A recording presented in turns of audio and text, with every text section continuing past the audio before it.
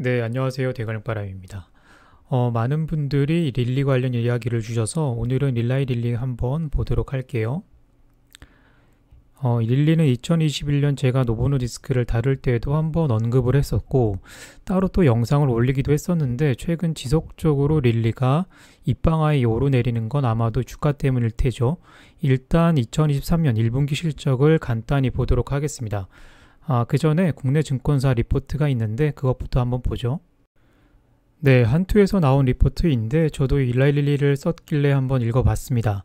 그런데 솔직히 특별히 건질 만한 포인트는 없었고 읽어보면 매출액은 코비드19 제품 매출이 빠져서 이 마이너스 성장이 예측이 되는데 컨센서스에 부합하고 이 마운절의 성장이 본격화된다. 그래서 그럼 어떤 의견을 가지고 있는지 좀 보고 싶었는데 여기서 끝이 났어요.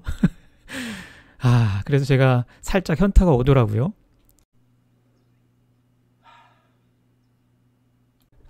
답답하니까 그냥 제가 한번 볼게요. 일단 릴리의 2023년 1분기 매출은 69억 6천만 달러로 전년 동기 대비 넌갭 기준으로 11% 역성장을 했어요. 영업이익은 14억 9,400만 달러로 이 넌갭 기준으로 또 전년 대비 마이너스 38% 감소했다고 보고를 했습니다. 그런데 우리가 여기서 한번 유심히 생각해 봐야 되는 부분은 이 매출액의 절대 규모와 영업이익의 절대 규모입니다. 릴리의 매출은 앞서 보신 바대로 분기에 한 100억 달러가 훨씬 못 미치는, 한참을 못 미치는 숫자로 이 매출과 영업이익이 이 빅5보다 한참 못한데 이 시가총액은 빅5를 앞서가고 있죠. 쉽게 이야기하면 현재 릴리의 주가는 미래의 매출과 이익을 당겨와서 빠르게 반영하고 있다는 것을 방증하고 있습니다. 그래프의 빠른 성장의 원동력은 역시나 메디케어 파트 D를 적용받기 시작하면서 빠르게 늘려가고 있습니다. 보시는 것처럼 이 메디케어 파트 D는 이 PBM과 제약사 그리고 이 메디케어 시스템이 물려 있는 거잖아요. 그만큼 이 시스템이 굉장히 중요하다. 제약사 매출에 꼭 알아두셔야 돼요. 이 마운저로의 매출을 조금 더 자세히 들여다보면 마운저로는 미국에서 1분기 5억 3,600만 달러를 팔았고요. 아직 허가 전 단계 미국 이외 지역에서는 매출이 당연히 미진하겠죠. 다만 이 트룰루시티가 시장 성장은 따라가지 못하지만 18%나 성장하고 1분기에 20억 달러 가까운 매출을 냈는데 이 런칭 단계의 마운저로와 비교를 해볼 때 마운저로의 매출 부스팅은 강력하긴 합니다. 릴리 입장에서는 트룰루시티 매출이 유지가 되면서 이 마운저로의 매출까지 늘어야 하는데 이 부분이 우리가 추후 계속 지켜봐야 할 부분이고 저는 마운저로는 당분간 계속 시장 성장 이상의 매출을 확대하리라고 생각을 하고 다만 트룰루시티는 시장 성장을 언더퍼폼하리라고 생각을 합니다. 릴리의 주가는 추가적으로 이 티어제파타이드의 비만 치료제로서의 기대감도 짙게 깔려 있죠. 이 서마운트 연구로 명명되는 보시는 것처럼 이 여러 연구가 현재 임상이 진행 중이고 이 서마운트 이 연구가 최근 좋은 데이터를 내면서 이 마운절의 비만 치료제로서의 여정은 순항 중입니다. 특히나 재미있는 임상은 서마운트 5 임상인데 이 임상은 티어제파타이드 10ml, 15ml를 가지고 노보노디스크의 위고비와 직접 비교하는 임상입니다. 이 데이터가 어떻게 나올지는 보시는 것처럼 2025년 정도가 돼야 알 수 있겠지만 이 노보노디스크의 투자자분들도 주목해 봐야 하는 임상 연구죠. 다만 이 노보노의 경우에도 추가적인 임상을 진행하고 있다는 거 알아두시면 됩니다. 티어제파타이드 비만 치료 임상 연구에서 이 티어제파타이드 15ml는 베이스라인 몸무게 대비 보시는 것처럼 15.7%를 줄여서 이 고무적인 연구 결과를 발표를 했죠. 이 임상 등을 가지고 릴리는 곧 승인 절차를 밟을 예정이라고 했습니다. 그리고 현재 이 릴리 주가의 기대감을 한껏 불어넣고 있는 약제가 바로 알츠하이머성 치매 치료제인 도나뇌밥입니다. 어제죠. 그러니까 이 약제의 대표 임상 중 하나인 이 트레이블레이저 알츠2 연구 결과가 미디어 릴리즈가 되었어요. 결과는 이 도나뇌밥이 유약근 대비 인증력과 생각력 감소를 35%가량 늦춰주고 이 질환이 다음 단계로 진행하는 위험도 39%가량 감소시켜줬다고 발표를 했습니다. 그래서 어제 또 주가가 큰 폭으로 올랐죠. 릴리는 이 임상 결과를 가지고 상반기 중으로 FDA 승인 심사를 서두르겠다고 했습니다. 이 컨퍼런스 콜에서는 임상 이상 결과에 대한 이야기만 해서 궁금했었는데 어제 긍정적인 연구 결과를 냈습니다.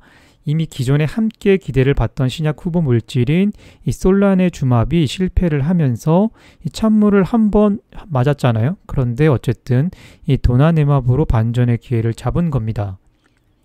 다만 도나네맙도 앞으로 유의미한 매출을 내기까지는 여러 난제들이 남았어요. 우선 시장 조사 기관인 이 코텔리스에 따르면 이 도나네맙의 2027년까지 매출 추정은 보시는 것처럼 13억 달러 정도인데 이 정도면 굉장히 약하죠. 당연히 현재 주가를 받쳐주기 위해서는 적어도 100억 달러의 제품 매출에 이 마일스톤 가능성이 조금 열려 있어야 되는데 현재 밸류에이션이 그래야 합리화됩니다. 장기 매출은 그렇다 치더라도 이 도나네맙의 경우에 아두엘름이나 레켄비와 마찬가지로 이 보험 약관나 정부로부터의 환급 문제, 레이버스먼트 문제죠. 가격이나 환자 접근성, 그리고 환자를 어떻게 선택할 건지, 해당 약물의 임상적인 인정 범위를 어떻게 할 건지 사실 이게 많은 이슈들이 산적해 있죠. 이 이슈들을 하나씩 쳐내면서 가야 하는데 이미 주가가 저만치 가 있는 셈입니다. 네, 결국 현재 릴리는 회사 비즈니스 모델보다는 이 주가가 문제가 되는데 기억하시는 분들은 예전에 우리가 노보노디스크를 매수할 때 노보노디스크도 좋고 일라이릴이 좋은데 스타일에 따라서 매수를 하면 되겠다라고 말씀을 드렸어요. 그때 저 같은 경우에 일라이릴리를 매수하지 않는 이유는 일라이릴리가 전장의 범위가 굉장히 넓다. 그래서 이게 제 스타일이 아니다 라고 했지만 나쁘지 않다라고 분명히 한번 말씀을 드렸습니다. 그때 구간이 바로 이 구간인 거죠. 우리가 노보노디스크를 매수할 때 이게 결국 밴드상 220에서 한 150달러대인데 이때 릴리 시총과 현재 시총이 많이 다른 상황이죠. 이때부터 이렇게 올랐으니까요. 만약 이제 매수를 고려하거나 이 지점에서 매수하신 분들은 생각이 많겠지만 제가 이야기한 그 지점들에 대한 이런 지점들이죠. 밸류 고민은 저는 필요하다고 봅니다. 결국 주가는 미래이익의 현가인데 릴리의 현재 주가가 정당화되기 위해서는 매출은 적어도 이 500억 달러는 넘어서야 되겠고 그러한 매출을 바탕으로 빠르게 100억 달러에서 200억 달러까지라도 빠르게 이 이익이 가져야 하는데 그에 대한 구체적인 숫자들은 릴리 투자자분들이 한번 그려봐야겠습니다. 네, 마지막 장입니다. 릴리의 현재 시총은 화이자의 2배 가까이 되는데 굉장히 놀라운 시총이죠. 그런데 매출과 이익 측면 그리고 이 비즈니스 측면에서는 리스크 포인트들이 꽤 있습니다.